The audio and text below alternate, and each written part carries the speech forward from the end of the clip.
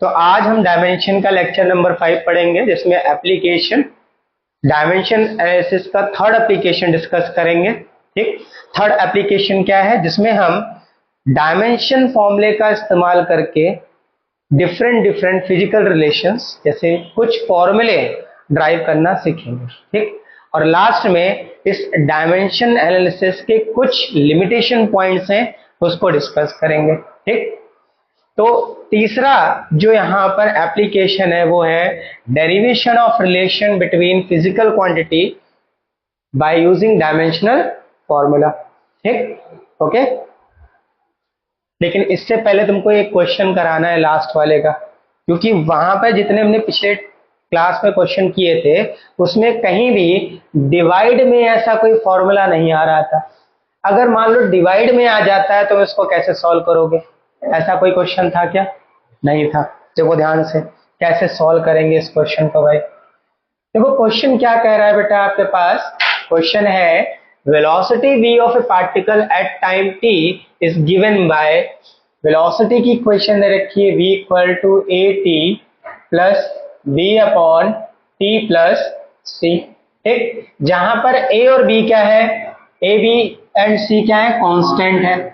The dimension of A B C are, ठीक है, हमें यहाँ पर ए बी सी की डायमेंशन फाइंड करनी है। डिवाइड वाला कोई क्वेश्चन हमने नहीं किया था। जरा समझना बेटा इसको कैसे करेंगे। तो जो प्रिंसिपल ऑफ होमोजेनिटी था उसके अकॉर्डिंग सेम क्वांटिटी को ही ऐड और सब्ट्रैक्ट कर सकते हैं। ठीक है, अगर ऐसा कर रहे हैं तो इन दोनों का जो डायमेंशन होगा वो क्या होगा, सेम होगा। ठीक, लेकिन अगर यही नंबर सेम क्वांटिटीज अगर डिवाइड में आ जाए या फिर मल्टीप्लिकेशन में आ जाए, डिवाइड में आ जाए या मल्टीप्लिकेशन में आ जाए, तो ऐसा नेसेसरी नहीं है कि दोनों का डायमेंशन सेम हो। ऐसा नेसेसरी नहीं है, ऐसी रिक्वायरमेंट नहीं है कि दोनों का डायमेंशन क्या हो, सेम हो। ये लिमिटेशन है। ठीक है, ये दोनों ऐड या सब्ट्रैक्ट होंगे तो दोनों सेम क्वांटिटी होंगे, दोनों का डायमेंशन क्या होगा, सेम होगा। लेकिन डिवाइड और मल्टीप्लाई में है तो ऐसा नेसेसरी नहीं है कि इन दोनों का डायमेंशन क्या होना चाहिए, सेम हो। सेम हो भी सकता है या डिफरेंट भी हो सकता है। ठीक, लेकिन यहां पर केस क्या है, यहां पर ऐड कर रहे हो या सब्ट्रैक्ट कर रहे हो तो ऐड होने वाली क्वांटिटीज का डायमेंशन क्या होगा, सेम होगा। सब्ट्रैक्ट होने वाली क्वांटिटीज का डायमेंशन क्या होगा, सेम होगा। ठीक, तो चलो इसी कंसेप्ट को लेते हुए यहाँ सॉल्व करते हैं। तो देखो भाई, पीछे जो हमने पढ़ा उसके बेस पर प्रिंसिपल ऑफ होमोजेनिटी के अकॉर्डिंग ये अगर स्पीड है तो इसका मतलब ये भी क्या होगा बेटा, स्पीड होगा। ठीक है, मल्टीप्लिकेशन डिवीजन वाले को एक ही टर्म, एक टर्म मानेंगे, यानी ए टी क्या हो गया, एक टर्म हो गया। फिर बी अपॉन टी प्लस सी, ये पूरा क्या हो गया, एक टर्म, यानी ये भी किसके बराबर होगा बेटा, स्पीड के। किसके बराबर होगा, स्पीड के। तो यहां से हमको ये चीज क्लियर हुई, डायमेंशन बी का जो होगा वो dimension of A into T के बराबर होगा। आया कि नहीं आया? अच्छा, तो इसका मतलब ए का डायमेंशन अगर निकालना है तो टी को बी के डिवाइड में ले आए, वी डिवाइड बाय टी। कोई दिक्कत? अच्छा, इसको ऊपर लाओ बेटा तो क्या बन गया, v, और t का डायमेंशन कैपिटल T ऊपर ला रहे तो क्या हो गया, माइनस। तो a का जो डायमेंशन यहां निकल के आएगा वो क्या आएगा बेटा, v का डायमेंशन तो लिखा ही नहीं भाई, v का डायमेंशन एल टी माइनस 1, और ये क्या हो गया, t माइनस 1। अब इसको कंबाइन कर लो भाई जरा, तो कंबाइन करने पे क्या देखेंगे, डायमेंशन ऑफ ए क्या निकल के आएगा बेटा, एल टी माइनस, ये आ गया डायमेंशन। कोई दिक्कत तो नहीं? अच्छा, तो ए का डायमेंशन हमने निकाल लिया, पहला आंसर हमारे सामने आ चुका है। ठीक, अब क्या निकालना है, डायमेंशन बी एंड सी का। तो जरा ध्यान से देखो यहाँ पर B upon C plus T, सही है ना। रूल के अकॉर्डिंग दो क्वांटिटी अगर ऐड हो रही है तो उनका डायमेंशन क्या होगा, सेम। यानी यहां पर क्या दिखेगा, जो डायमेंशन टी का होगा वही डायमेंशन किसके बराबर होगा बेटा, सी का। जो डायमेंशन टी का होगा वही डायमेंशन किसका होगा, सी का होगा। यानी सी का डायमेंशन क्या दिखा हमें, टी की जगह पर कैपिटल टी, बस ये हो गया सी का डायमेंशन, हो गया, ठीक है। अच्छा, अब ध्यान से देखो, हमें निकालना है बी का डायमेंशन। किसका निकालना है? बी का डायमेंशन। जरा इसको समझना बेटा, ये जो नीचे टर्म लिखा है ना, ये ऐसा नहीं होगा कि टी प्लस टी 2t लिखेंगे तो 2 का तो कोई डायमेंशन ही नहीं होता, तो हमें सिंगल वन टाइम लेना है। जैसे यहाँ याद करो हमने क्या क्या था कि रुपया अगर ऐड करोगे रुपया से तो क्या बनेगा? रुपया आएगा ना, हमें नंबर से कोई लेना देना नहीं है। मतलब जब आप इसको ऐड करोगे तो इसका भी डायमेंशन टी और इसका भी डायमेंशन टी है, तो डायमेंशन की जगह 2t नहीं लेंगे, एक सिंगल टाइम लिखेंगे। क्या लिखेंगे? टी। क्या लिखेंगे? टी। समझ में आया? देखो, जो डायमेंशन स्पीड v का होगा वही डायमेंशन किसके बराबर होगा? Dimension of b upon c plus T, है ना। बोला ना ये स्पीड है तो ये भी क्या होगा? स्पीड ही होगा। ये भी क्या होगा? स्पीड ही होगा। अच्छा, तो डायमेंशन ऑफ v क्या होगा? L T minus 1 equal to, b का डायमेंशन निकालना है तो इसको ऐसे लिख दो जरा, अपॉन इसमें से किसी एक का डायमेंशन एक ही बार आएगा, ऐड करने पे स्क्वायर नहीं हो रहा है ना, तो क्या लिखेंगे? केवल t। अब t का मल्टीप्लाई इधर कर दो, इधर इधर, तो क्या आ जाएगा? Dimension of b equal to, multiply करो तो क्या आया बेटा? l। क्या निकल के आया? l। देखो ये -1 और ये मल्टीप्लाई हो रहा है तो +1 पावर क्या हो जाएगा? पावर 0, और पावर 0 आ जाए मतलब उसका मतलब क्या होता है? 1। ठीक है, तो डायमेंशन ऑफ b किसके बराबर आया? l के। ठीक, तो अगर ऐसा डिवाइड में क्वेश्चन आता है तो इस तरह से इसको हमें सॉल्व करना है। कोई डाउट? देखो भाई, डायमेंशन का थर्ड यूज पढ़ने जा रहे हैं, ठीक है, third application of dimension. Dimension का जो थर्ड एप्लीकेशन है उससे हम किसी भी फॉर्मूले को ड्राइव कर सकते हैं, किसी भी नहीं, कुछ लिमिटेशंस है, ठीक है, कुछ ही फॉर्मूले को ड्राइव कर पाएंगे। अगर सारे फॉर्मूले से ड्राइव हो जाए तो फिजिक्स में आगे सारे फॉर्मूले के डेरिवेशन नहीं पढ़ने पड़ेंगे, है ना। इसका मतलब कुछ फॉर्मूले हम इससे ड्राइव कर सकते हैं, लिमिटेशन है। ठीक, कितने? कौन कौन से? ऐसे वो फॉर्मूले जो केवल 3 ही क्वांटिटी पे डिपेंड कर रहे होंगे, ठीक है, उनको तो ड्राइव कर सकते हो। 3 से ज्यादा क्वांटिटी पे डिपेंड करेंगे तो उनको ड्राइव नहीं कर सकता हो। ठीक, डेरिवेशन किनका हो पाएगा? ऐसी क्वांटिटीज का जो 3 क्वांटिटी तक ही डिपेंड कर रही हैं, 3 तक। अगर 3 से ऊपर कर रहे होंगे तो, यानी कोई फिजिकल क्वांटिटी 3 क्वांटिटी से ज्यादा क्वांटिटी पे डिपेंड कर रहा है तो उसका फॉर्मूला हम डायमेंशन फॉर्मूले से निकाल नहीं सकते। ठीक, तो देखो इसको समझने के लिए बेटा हमने बना लिया एक मेथड, समझना कैसे। देखो फिजिकल क्वांटिटी वाला जो हमने पीछे पढ़ा हो, प्रिंसिपल ऑफ होमोजेनिटी, वो तो याद ही रखना है हमको, है ना। लेकिन यहां पर हमने फॉर्मेट बना लिया, वैसे फॉर्मेट कोई नहीं है। तो करना क्या है? पहले क्वेश्चन पढ़ना है। क्वेश्चन पढ़ते ही तुम्हें नॉलेज मिलेगा कि भैया ये वाली क्वांटिटी इन क्वांटिटी पे डिपेंड कर रहे हैं। ठीक, तो स्टेप नंबर 1 क्या होगा? क्वेश्चन सॉल्व, जैसे स्टेप बता रहे हैं वैसे वैसे ही आप क्या करोगे? सॉल्व करोगे, और सारे क्वेश्चन इसी तरह के स्टेप को फॉलो करेंगे। ठीक, पहला स्टेप, क्वेश्चन अच्छे से पढ़ो। पढ़ने के बाद आपको पता लगेगा कोई एक फिजिकल क्वांटिटी बाकी फिजिकल क्वांटिटी पर डिपेंड कर रहे हैं। ठीक, जैसे मान लो कि Q कोई फिजिकल क्वांटिटी है, Q क्या है? फिजिकल क्वांटिटी है। ये A, B और C 3 फिजिकल क्वांटिटी पे डिपेंड कर रहे हैं।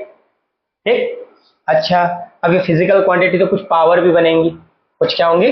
पावर। ठीक, क्योंकि प्रिंसिपल ऑफ होमोजेनिटी के अकॉर्डिंग जो डायमेंशन इधर होगी वही डायमेंशन इधर भी होगी। ठीक, LHS RHS दोनों तरफ का डायमेंशन क्या होगा? सेम होगा। इसकी पावर मान ली P, Q और R। ठीक, ऐसे ही फॉलो करना है। क्वेश्चन पढ़ा तो पता लगा कोई Q फिजिकल क्वांटिटी है, वो A, B और C पे डिपेंड कर रहा है, और A, B, C की जो पावर है वो क्या है? P, Q, R। P, Q, R। ठीक, इसके बाद क्या करेंगे? हमें पता है प्रोपोर्शनलिटी साइन हटेगा तो हमेशा कांस्टेंट आता है, कि इसे प्रोपोर्शनलिटी कांस्टेंट बोलते हैं। क्या बोलते हैं? Proportionality constant. ये हो जाएगा A की पावर P, B की पावर Q और C की पावर R। इसको बोल देंगे हमेशा इक्वेशन 1। ठीक, अब स्टेप 2 में क्या करना है? स्टेप 2 में हमें दोनों तरफ की जो फिजिकल क्वांटिटी है उनका डायमेंशन लिखना है। क्या लिखना है? राइट द डायमेंशंस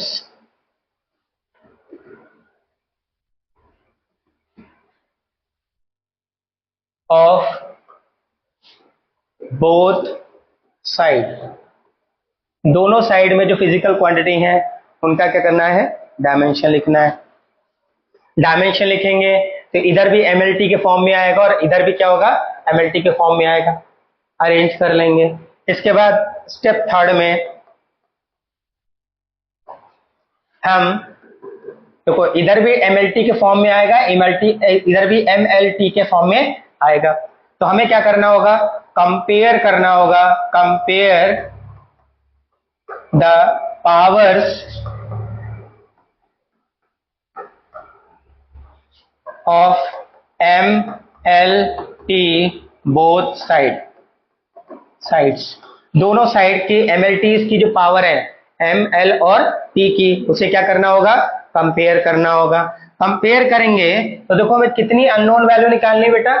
यहां देखना 3 निकालनी होगी। क्या निकालनी होंगी? 3, यानी 3 इक्वेशन बनेंगी। कितनी बनेंगी? 3। तो एमएलटी को जब कंपेयर करेंगे तो 3 इक्वेशन बनती दिखाई देंगी। ए पी क्यू आर के फॉर्म में, PQR के फॉर्म में। ठीक है, तो इक्वेशन बनाएंगे, कंपेयर करेंगे और फाइंड करेंगे। स्टेप 4 में values of P, Q and R। पहले एमएलटी की पावर को कंपेयर करेंगे, कंपेयर करके इक्वेशन बनाएंगे, उन इक्वेशंस को सॉल्व करेंगे by elimination method, by substitution method, है ना। और PQR की क्या निकाल लेंगे? वैल्यू निकाल लेंगे। ठीक, अब ये PQR की जो वैल्यू है वो इक्वेशन 1 में पुट कर देंगे। यहां पर क्या करेंगे? स्टेप 5 में put the all values of PQR in equation 1। ये रही अपनी इक्वेशन 1, यहां रख देंगे और फॉर्मूला हमें मिल जाएगा। ठीक, इन्हीं स्टेप को फॉलो करते हुए हम क्वेश्चन करेंगे। तो देखो एक क्वेश्चन देखो, इसके बेस पे फिर फॉर्मेट नोट करना। देखो जरा ध्यान से क्वेश्चन पढ़ते हैं। क्या कह रहा है? Find the time period. क्या फाइंड करना है? Time period. ठीक, of pendulum of if it is a function of mass of the pendulum। हमें टाइम पीरियड का फॉर्मूला निकालना है या टाइम पीरियड को फाइंड करना है और कह रहा है ये फंक्शन है। फंक्शन मतलब डिपेंड कर रहा है। फंक्शन है किसका? Mass of the pendulum m, length l, acceleration due to gravity small g। ठीक, यानी कि जो टाइम पीरियड है वो किस पे डिपेंड कर रहा है? देखो किस पे डिपेंड कर रहा है? मास पे डिपेंड कर रहा है, लेंथ पे डिपेंड कर रहा है और एक्सेलरेशन ड्यू टू ग्रेविटी पर डिपेंड कर रहा है। ठीक है, देखो क्या दिखा कि जो फिजिकल क्वांटिटी है टाइम पीरियड वो डिपेंड कर रहा है किस पर? मास पर, फिर लेंथ पर और फिर एक्सेलरेशन ड्यू टू ग्रेविटी पर। ठीक, अच्छा मान लें कि पावर नहीं पता हमको, क्योंकि फॉर्मूला जब हम देखेंगे तो उसमें पावर भी आएंगी, रूट भी आएगा, सब कुछ आएगा। तो मान लिया कि m की पावर कोई a है, l की पावर b है और g की पावर क्या है बेटा? c। ठीक, स्टेप 1 देखो यही बताया था हमने। अब क्या करेंगे? प्रोपोर्शनल साइन हटाएंगे तो क्या आ जाएगा? कांस्टेंट k, m की पावर a, l की पावर b, g की पावर c। कोई डाउट तो नहीं? अच्छा आगे समझो। अब दोनों तरफ का डायमेंशन लिखते हैं। इसे बोलेंगे equation 1 and right the dimension both side. Right the dimensions of quantities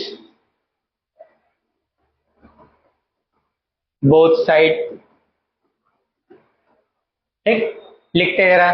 तो टाइम पीरियड का जो डायमेंशन होगा वो तो t होगा, m है नहीं इसमें और l है नहीं, तो इसको कैसे लिखेंगे? इस तरह से m0 l0 t, क्योंकि हमें mlt को कंपेयर करना होगा। दोनों तरफ mlt की पावर को कंपेयर करना होगा, इसलिए याद रखना दोनों तरफ जो फॉर्मूला रखना है वो mlt के फॉर्म में ही रखना है, ठीक। फिर इसके बाद m का डायमेंशन, m का डायमेंशन ऐसे लिख देते हैं, बाद में वैल्यू लिखेंगे, m हो गया, ठीक। फिर इसके बाद लेंथ का डायमेंशन l, ठीक, और g acceleration due to gravity lt minus 2। सारी डायमेंशन यहां लिखते हैं, देखो क्या आएगा, लिखते हैं भाई, देखो तो ये t की जगह लिखेंगे m0 l0 t। के बेटा डायमेंशनलेस है, कांस्टेंट है, इसका कोई डायमेंशन नहीं होगा, ठीक है। m डायमेंशन m, और इसकी पावर क्या हो गई बेटा a, देखो m की पावर क्या लगी है a, तो m की जगह m लिखोगे, उसकी पावर क्या हो जाएगी a। फिर l, l और इसकी पावर क्या है, अच्छा यहाँ पर कैपिटल L रहेगा, सॉरी यहाँ क्या आ जाएगा कैपिटल L, और इसकी पावर क्या बेटा b। और एक्सीलरेशन ड्यू टू ग्रेविटी का जो डायमेंशन है वो क्या है lt माइनस 2, तो यहाँ रखेंगे lt माइनस 2 g की जगह, और इसकी पावर क्या है बेटा c। अब इसको थोड़ा अरेंज करते हैं, अरेंज मतलब सॉल्व करते हैं, क्या करते हैं सॉल्व। देखो जरा इसको तो ऐसे लिख लो m0 l0 t, और यहां क्या करते हैं, पहले पावर की पावर जो है वो मल्टीप्लाई कर लो, यहां पावर कुछ नहीं तो 1, मल्टीप्लाई करो तो क्या आ गया m a, ठीक है। फिर यहां देखो, यहां l की पावर क्या है 1, मल्टीप्लाई कर लो तो क्या बन गया l b। देखो यहां पर देखो, अब l की पावर 1 है और उसकी होल पावर क्या है c, तो क्या आ जाएगा l की पावर c, और माइनस 2t की पावर है और c मल्टीप्लाई हो गया तो क्या आ गया 2c, ठीक। अभी काम करते हैं, कंबाइन करते हैं। देखो इधर m केवल एक ही बार दिख रहा है और कहीं नहीं दिख रहा है, तो m लिख दो यहां पर ऐसे, m की पावर क्या है a है। अब l यहां भी और यहां भी है, मल्टीप्लाई करके लिखेंगे तो बेस सेम पावर क्या हो जाएगी ऐड, तो b प्लस c। t एक ही बार है, ये हो गया t इक्वल टू t की पावर 2c, और यहां है m0 l0 t। अगला स्टेप देखो क्या बताया, अगले स्टेप में क्या करना है बेटा, आपको पावर्स कंपेयर करनी है, क्या करनी है पावर कंपेयर करनी है, और इक्वेशन बनेंगी। देखो कैसे, ये a है m की पावर a और यहाँ है 0, तो a इक्वल टू आ गया 0। यहाँ b की l की जो पावर है वो b प्लस सी है और यहाँ क्या है 0, तो देखो b प्लस सी किसके बराबर हो गया बेटा 0 के। यहाँ पर t की पावर 1 है और यहाँ पर क्या है माइनस 2c, तो minus 2c equal to 1। a की वैल्यू तो मिल गई हमें 0 है, c की वैल्यू तो कोई यहाँ से मिल रही है, क्या दिख रही है c इक्वल टू माइनस 1/2, और अगर हम c की वैल्यू यहाँ रख दें तो b आ जाएगा 1/2 इक्वल टू 0, तो b क्या दिखा है यहाँ से बेटा 1/2, तो a की वैल्यू 0, b की वैल्यू 1/2 और c की वैल्यू माइनस 1/2, एबीसी मिल गया। अब ये एबीसी की जो वैल्यू आई निकाली हमने, उसको रख देंगे कहां पर पहली इक्वेशन में, फर्स्ट इक्वेशन में। देखो from equation first we get क्या मिलेगा, देखो t equal to K, m की पावर 0, m की पावर a है ना, a की वैल्यू 0, l की पावर b और b की वैल्यू क्या है 1/2। इसके बाद g की पावर c जो वैल्यू कितनी है माइनस 1/2, ठीक है। देखो बेटा किसी की पावर अगर 0 है तो इसका मतलब क्या होगा 1, तो इसकी वैल्यू क्या हो जाएगी 1, तो t equal to K, m की पावर 0 इसकी वैल्यू 1 हो गई, l की पावर 1/2 और g की पावर माइनस 1/2, अगर इसको नीचे लिया तो क्या बन जाएगा प्लस का। अगर किसी भी नंबर या किसी भी क्वांटिटी की पावर हाफ है तो मतलब वो रूट के अंदर है, क्या है रूट के अंदर, ठीक। So we can write it equal to K under root, दोनों की पावर हाफ है, क्या हो जाएगा L/G, तो ये फॉर्मूला निकल के आएगा, ठीक है। इस तरह से हम डायमेंशन का इस्तेमाल करके फॉर्मूले डिराइव कर सकते हैं। ये है application of dimension analysis application number 3। कौन सा? आप नोट कर लीजिए इसको। देखो बेटा, अगला क्वेश्चन करते हैं, ठीक है, इसी बेस पर दूसरा क्वेश्चन है। क्वेश्चन कह रहा है एक प्लैनेट है जो मूव कर रहा है सन के around nearly circular orbit, it's period of revolution capital T. ठीक है, एक प्लैनेट है जो सन के अराउंड क्या कर रहा है? रिवॉल्व कर रहा है। इसका रेवोल्यूशन जो टाइम पीरियड है वो डिपेंड कर रहा है किस पर? रेडियस पर, मास पर and gravitational constant capital G पर। ठीक, क्या कह रहा है? Show dimensionally that T square is directly proportional to R cube. क्या शो करना है? कि जो टी स्क्वायर है वो डायरेक्टली प्रोपोर्शनल होगा किसके? आर। ठीक, तो देखो भाई, क्वेश्चन में हमको पढ़ के समझ में आया पहली स्टेप में कि जो टाइम पीरियड है वो डिपेंड कर रहा है, किस पर डिपेंड कर रहा है? तो सबसे पहले रेडियस पर, तो रेडियस की पावर ए लेट कर लिया। मास पर डिपेंड कर रहा है तो मास की पावर बी, और acceleration sorry gravitational constant capital जी पे डिपेंड कर रहा है तो इसकी पावर सी। ठीक, अब हमें पता है प्रोपोर्शनल साइन हटाएंगे तो क्या आएगा बेटा? कांस्टेंट जी की पावर सी। ठीक, ये क्वेश्चन 1 हो गई। अब क्या करते हैं? अगले स्टेप को सिखाया था उसमें क्या करेंगे? दोनों तरफ का डायमेंशन लिखेंगे। तो अब डायमेंशन डायरेक्टली लिख रहे हैं, एक्सप्लेन नहीं करेंगे इसका ये डायरेक्टली लिख रहे हैं। ठीक है, देखो टी का डायमेंशन, टी का तो टी होगा लेकिन एम एल टी के फॉर्म में लिखना हो तो क्या हो जाएगा? m0 l0 t। के का कोई डायमेंशन होगा क्या? नहीं। आर रेडियस है, रेडियस मतलब लेंथ, तो लेंथ का डायमेंशन l और इसकी पावर a। m क्या है? मास ऑफ द सन, तो m। ठीक है, और इसकी पावर b। और कैपिटल जी क्या है? Acceleration sorry gravitational constant capital जी। इसका डायमेंशन हम लोग लास्ट टर्म पे निकाल चुके हैं लास्ट लेक्चर में, m-1 l3 t-2 और इसकी पावर c। नहीं याद है तो निकाल सकते हो। कैसे? फॉर्मूला याद दिला दे रहे हैं, शायद निकालना तुमको आ जाए। According to formula force between two planets by Newton's law of gravitation, F equal to capital G m1 m2 upon r square। यहाँ से कैपिटल G का अगर फॉर्मूला बनाए तो F multiply by R square and m1 m2 divide by these quantities। Force का dimension mlt-2, radius का dimension l और उसकी पावर क्या है? 2। इसके बाद ये मास है तो मास इंटू मास m2 हो गया, m2 हो गया। इसको ऊपर ले जाकर सॉल्व करो, ये l3 हो गया और ऊपर लाओ तो -2 + 1 -1 पावर बचेगी। तो डायमेंशन क्या निकल के आएगा बेटा? m-1 l3 t-2। ठीक है भाई, इसको तो एज इट इज लिख दो, m0 l0 t। क्या करें? पावर की पावर जो दिख रहे हैं उनको मल्टीप्लाई कर लो। ठीक, देखो यहाँ पर पावर क्या है? 1, यहाँ 1 और ये दिख रहा है, ये मल्टीप्लाई करो तो क्या बन गया? l की पावर a। ये मल्टीप्लाई किया तो क्या बन गया? m की पावर b। और c की जो इसी पावर है अंदर मल्टीप्लाई कर लो तो क्या बन गया? m-c l3c t-2c। ठीक है, आगे क्या करते हैं भाई? आगे देखो क्या करते हैं, आगे करते हैं कंबाइन। इधर वाले पोर्शन को कंबाइन करो, इसको तो ऐसे लिख दो m0 l0 t। इसको कंबाइन करो तो पहले m लिखना है, जैसे ये सीक्वेंस है वैसे ही। पहले m देखो यहाँ पर है और यहाँ पर है, इसकी पावर b है उसकी पावर -c है। मल्टीप्लाई कर रहे हैं, इनके बीच कोई साइन नहीं, क्या है? मल्टीप्लीकेशन। मल्टीप्लाई कर रहे हैं तो बेस सेम पावर क्या होगी? ऐड। लेकिन एक पावर है माइनस और एक क्या है? प्लस, तो बन गया m की पावर b -c।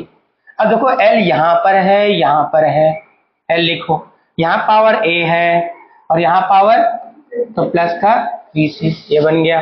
अब t केवल एक ही बार दिख रहा है यहाँ पर, तो क्या हो गया? -2c। ठीक है, अच्छा अब अगला स्टेप याद होगा, अगले स्टेप में क्या करना है? दोनों तरफ हमें power of M L T क्या करना है, कंपेयर करना है।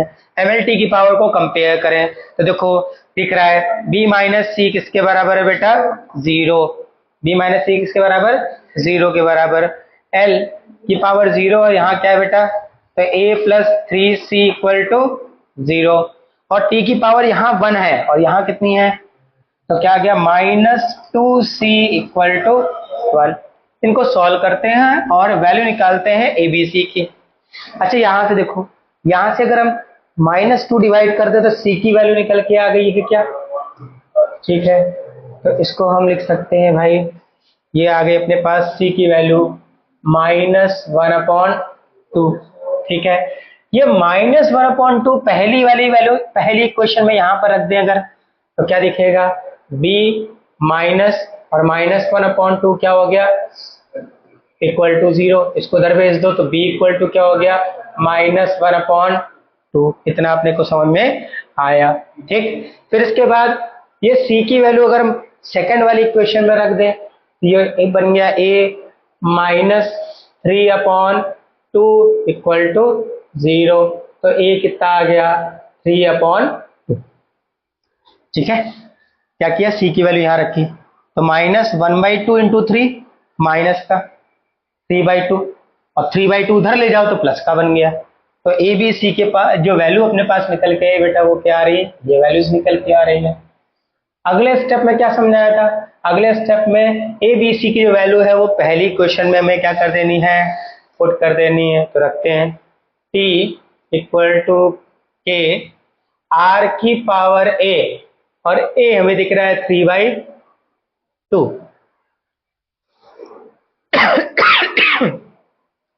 a की वैल्यू क्या बेटा, 3/2। अच्छा अब अगला पॉइंट है m की वैल्यू क्या है, -1/2।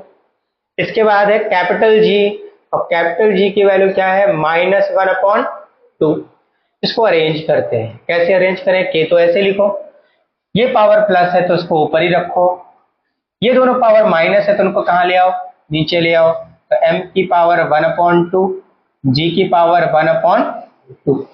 ध्यान से देखो तो इसमें भी पावर 1/2 दिख रही है, इसमें भी पावर 1/2 दिख रही है और उसमें भी पावर 1/2 दिख रही है। तो ये क्या बन जाएगा, t equal to K under root 1/2 हटाया, 3 पावर दिख रही है अभी भी, r³ upon m capital G।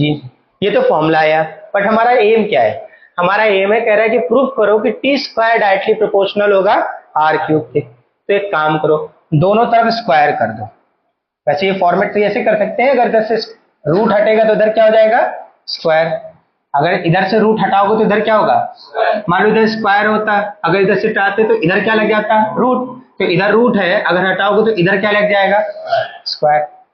तो t² इक्वल टू के r³ अपॉन gm। देखो इस फॉर्मूले से दिख रहा है t² directly proportional to r³ दिख रहा है ना, ठीक है। कैसे, देखो k प्रोपोर्शनलिटी कांस्टेंट है, कैपिटल G की वैल्यू चेंज होती है क्या, और m क्या है, मास ऑफ सन। क्या सन का मास चेंज होगा, नहीं। तो ये पूरी वैल्यू क्या है, ये पूरी वैल्यू क्या है, कांस्टेंट। तो यहां से दिखा t² डायरेक्टली प्रोपोर्शनल होगा r³, ठीक है। तो डायमेंशन भी बोल रहा था इसको प्रूफ करने के लिए, ये पूरी वैल्यू कांस्टेंट, तो t² directly proportional to r³, और यही हमें क्या करना था, इस क्वेश्चन में प्रूफ करना था, ठीक। नोट कर लो इसको। चलो भाई अगले क्वेश्चन की ओर बढ़ते हैं। देखो अगला क्वेश्चन क्या कहता है, नेक्स्ट टाइप ऑफ क्वेश्चन है, ठीक। नेक्स्ट टाइप ऑफ क्वेश्चन क्या है, देखो जरा कह रहा है बेटा, क्वेश्चन हमसे कह रहा है कि अगर प्रेशर P, वेलोसिटी V और टाइम t को हम फंडामेंटल क्वांटिटी मान लें, तो कह रहा है find the dimension formula of force, ठीक है। इसका मतलब इस तरह के क्वेश्चन में कह रहा है कि जो फोर्स का फॉर्मूला आएगा ना वो P, V और T के टर्म में ही आएगा, ठीक है। किसके टर्म में आएगा, P, V और T। क्यों, क्योंकि बोल रहा है कि इनको ही फंडामेंटल क्वांटिटी मान लो, इनको ही क्या मान लो, फंडामेंटल क्वांटिटी।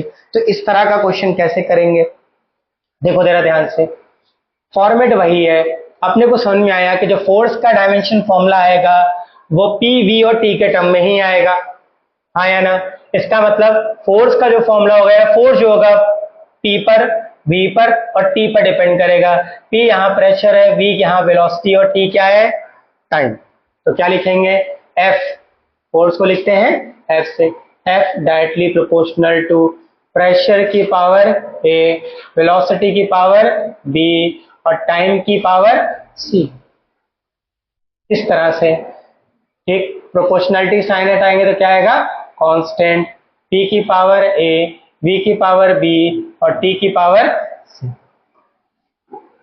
ठीक, लिखते हैं दोनों तरफ का डायमेंशन जरा। Solving question 1, write the dimension both side. तो फोर्स का dimension M L T minus 2। A का कोई डायमेंशन होगा क्या, नहीं होगा, प्रोपोर्शनलिटी कांस्टेंट है।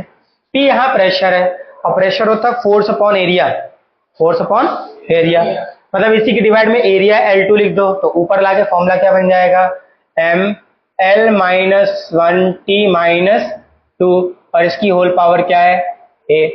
फिर वेलोसिटी का डायमेंशन होता है एल टी माइनस 1, इसकी होल पावर बी। और फिर टाइम है, टाइम के लिए हम लिखते हैं कैपिटल टी और इसकी होल पावर क्या है बेटा, सी। अब पावर जरा अंडर मल्टीप्लाई कर लेते हैं, तो M L T minus 2 equal to, देखो यहां पर इन तीनों की होल पावर क्या है, ए, मतलब ए का हम तीनों मल्टीप्लाई करेंगे। यहां m की पावर 1 है तो मल्टीप्लाई करो तो क्या हो गया, एम ए, 1 इंटू ए, फिर l में मल्टीप्लाई करो, माइनस का 1 इंटू ए, माइनस का ए, फिर t में मल्टीप्लाई करो, t की पावर माइनस 2 है, मल्टीप्लाई किया तो क्या हो गया, माइनस का 2a। इसको ऐसे लिखो। फिर यहां देखो इधर भी b पावर है, तो l की पावर 1 है, 1 इंटू बी, बी, t की पावर माइनस 1 है, minus 1 into B minus B, और बेटा यहाँ तो 1 है, मल्टीप्लाई कर लो तो t की पावर क्या बन गया, c। अब हम क्या करें, कंबाइन करें इसको। अब क्या करें, कंबाइन, तो m l t माइनस 2, इसको तो ऐसे ही लिखो। m देखो तुम्हें एक ही जगह दिख रहा है यहाँ पे, ये तो एज इट इज लिख दो m की पावर a। l बेटा यहाँ भी दिख रहा है, यहाँ भी दिख रहा है, कंबाइन मारो, बेस सेम पावर ऐड, तो क्या हो जाएगा, minus a plus b। t यहाँ दिख रहा है, यहाँ भी दिख रहा है, t की पावर यहाँ है माइनस 2c और c, सॉरी माइनस 2a और c क्या हो जाएगा यहाँ पर ऐड, है ना, t base same power add, base same power add. ठीक है भाई, तो ये अपने पास एक फॉर्मेट मिला मल्टीप्लाई करने के बाद। अगले स्टेप में क्या करना है, पावर, कौन सी पावर, a की पावर माइनस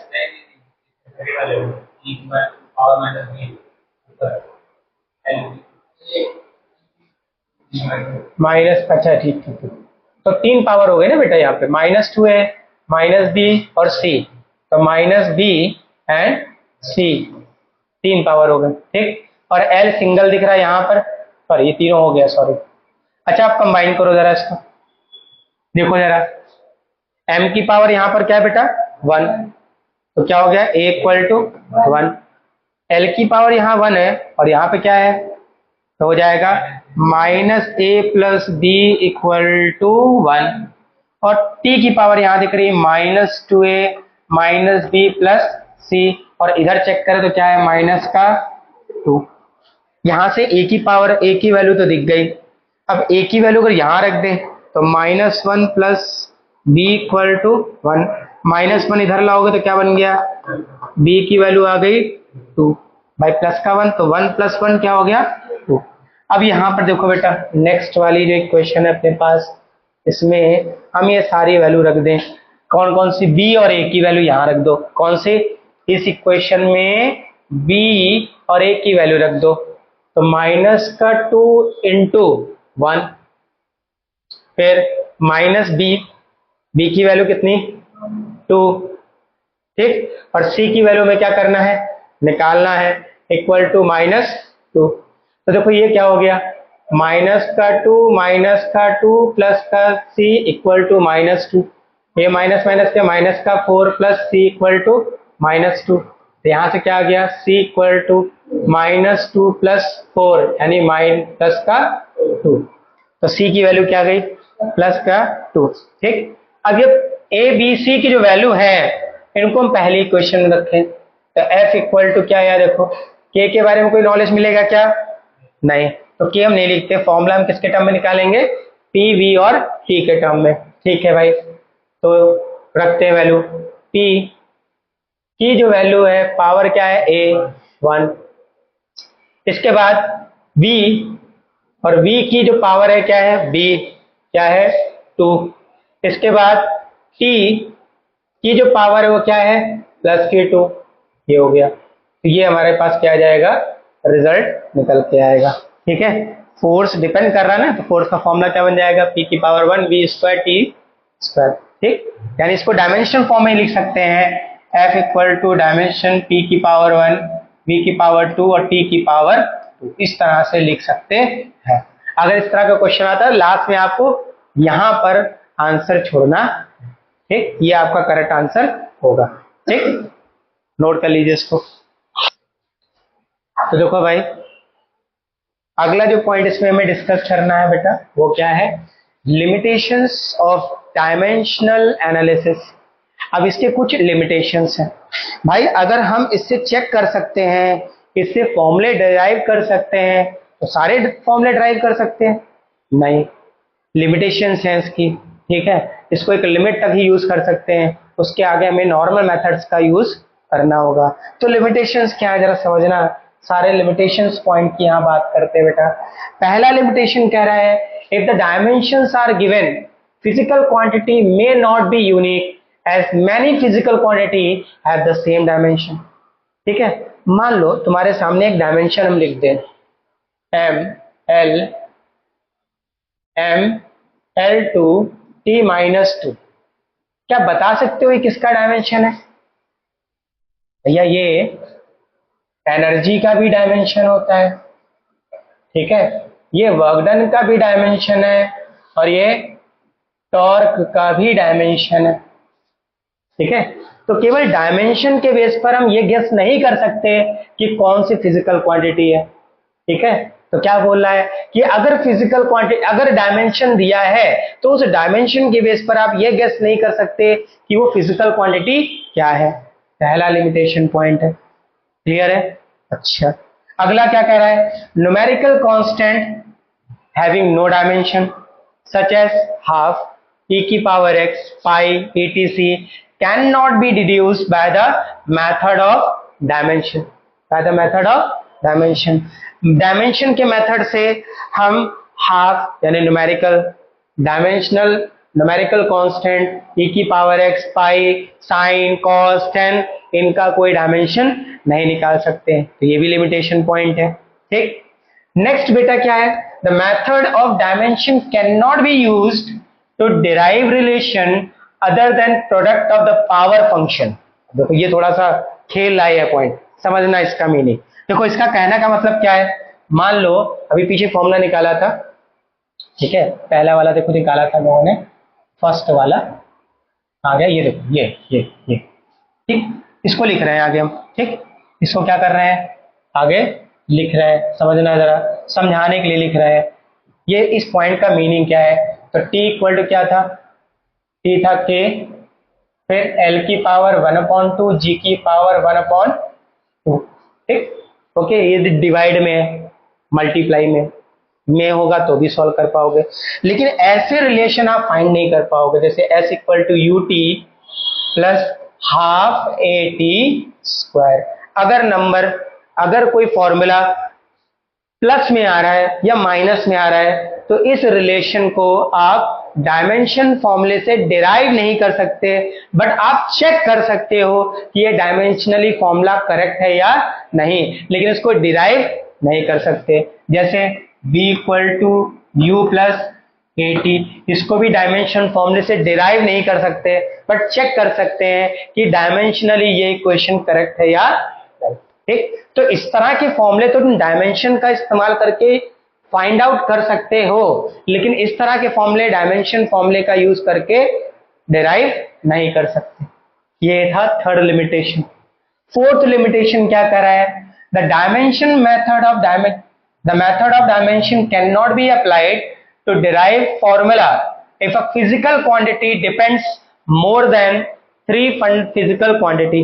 अगर कोई क्वांटिटी 3 से ज्यादा फिजिकल क्वांटिटी पे डिपेंड कर रहा है तो ऐसे फॉर्मूले को हम डायमेंशन फॉर्मूले से फाइंड आउट नहीं कर सकते। ठीक है, फाइंड आउट नहीं कर सकते। फिर से इस पॉइंट का मीनिंग समझ लो। ठीक, इस पॉइंट का मतलब क्या है? अगर कोई फिजिकल क्वांटिटी 3 से ज्यादा फिजिकल क्वांटिटी पे डिपेंड कर रहा है, एमएलटी के अलावा भी आ गया, ठीक है, तो उस फॉर्मूले को हम डायमेंशन फॉर्मूले से डिराइव नहीं कर सकते। ये भी क्या है? इसका लिमिटेशन पॉइंट है। ये भी क्या है? लिमिटेशन पॉइंट है। नेक्स्ट पॉइंट क्या कहता है बेटा? नेक्स्ट पॉइंट है इवन कोई फिजिकल क्वांटिटी है वो डिपेंड कर रहा है 3 फिजिकल क्वांटिटी पर, ठीक, out of which 2 have the same dimension. इनमें से 2 का डायमेंशन क्या है? सेम है। The formula can not B drive by the theory of dimension. अगर कोई फिजिकल क्वांटिटी 3 फिजिकल क्वांटिटी पे डिपेंड कर रहा है, कोई भी फिजिकल क्वांटिटी 3 फिजिकल क्वांटिटी पे डिपेंड कर रहा है, उनमें से किसी 2 का डायमेंशन क्या है? सेम है, तब भी हम उनके बीच डायमेंशन फॉर्मूले से रिलेशन को डिराइव नहीं कर सकते। ठीक, और पांचवा पॉइंट, छठा पॉइंट क्या कह रहा है? It gives no information whether a physical quantity is scalar और वेक्टर। जो फॉर्मूला आप निकाल रहे हो या जो आप मेथड ऑफ डायमेंशन से चेक कर रहे हो कि फॉर्मूला सही है कि नहीं, इसके बारे में हमें कोई इंफॉर्मेशन नहीं मिलती कि वो क्वांटिटी स्केलर है या वेक्टर। स्केलर क्वांटिटी जिसमें क्या होगा? केवल मैग्नीट्यूड होगा, और वेक्टर क्वांटिटी इसमें मैग्नीट्यूड और डायरेक्शन दोनों होंगी। डायमेंशन फॉर्मूले से जितने भी फॉर्मूले डिराइव करेंगे उसके बारे में ये इंफॉर्मेशन नहीं मिलती है कि वो वेक्टर क्वांटिटी है कि स्केलर क्वांटिटी। एक पॉइंट और मिसिंग है, उसको समझ लेते हैं। पॉइंट नंबर 7, जब हम फॉर्मूला प्रूव कर रहे हैं T equal to K under root L upon G, तो ये जो डायमेंशनल कांस्टेंट K आ रहा है, प्रोपोर्शनैलिटी कांस्टेंट, इसके बारे में कोई इंफॉर्मेशन हमें नहीं मिलती। जबकि एक्चुअल जो इसका फॉर्मूला होता है वो होता है T equal to 2 pi under root L upon G। जब हम आगे इस फॉर्मूले को प्रूफ करेंगे ना तो ये आएगा निकल के। यहां पर इस K के बारे में पता लग रहा है क्या? डायमेंशन एनालिसिस में नहीं। तो जो K प्रोपोर्शनैलिटी कांस्टेंट होगा इसके बारे में हमें प्रॉपर इंफॉर्मेशन नहीं मिलती कि इसकी एग्जैक्ट वैल्यू क्या होगी किसी भी इक्वेशन में इसको हम डिराइव कर रहे हैं। क्लियर?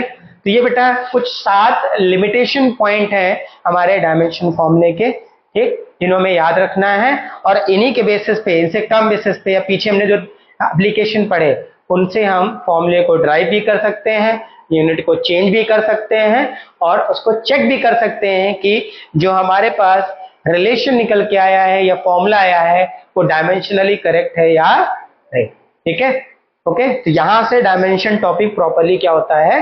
खत्म होता है। ठीक।